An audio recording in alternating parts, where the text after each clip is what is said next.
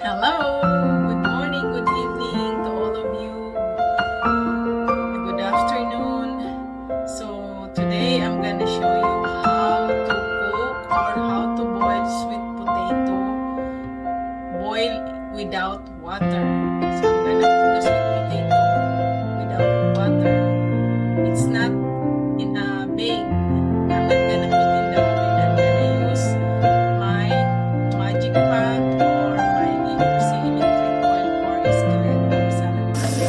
Of course, at first you have to wash the sweet potato. I brushed it already, so I'm just gonna wash it again before I put in a Saladmaster pot.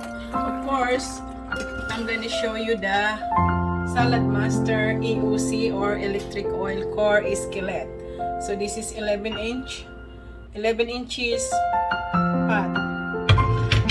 And because I'm not gonna put water on it, I'm gonna use paper towel.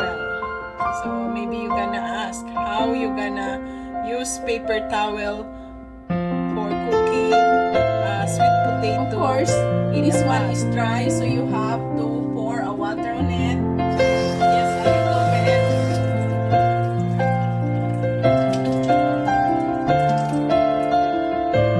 So you're just gonna wet the paper towel, and you have to put in your EOC. That's how you're gonna use it. So you wet the paper towel like that, and then you put the sweet potato is on the EOC, and you have to put the lid, and of course you have to put in a 450 degrees Fahrenheit, so it is a medium heat. So 450 degrees Fahrenheit, and you have to attach it to the cookware.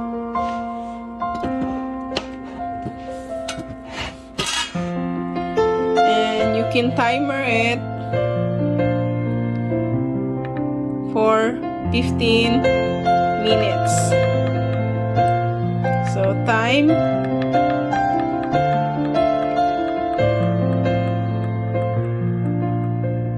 So within 15 minutes, your sweet potato, I'm gonna show you again, there's no water on it. I just wet the paper towel.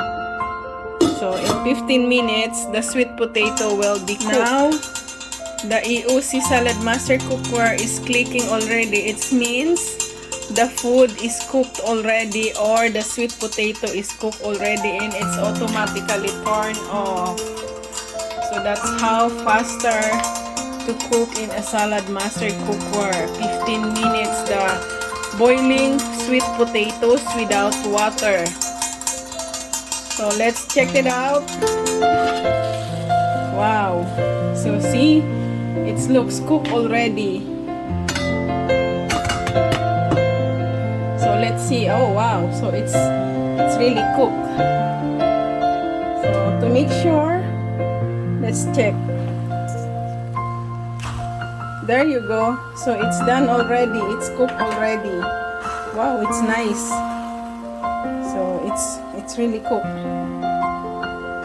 So that's how faster you cook in a Saladmaster cookware. And just put a lid because it's too hot.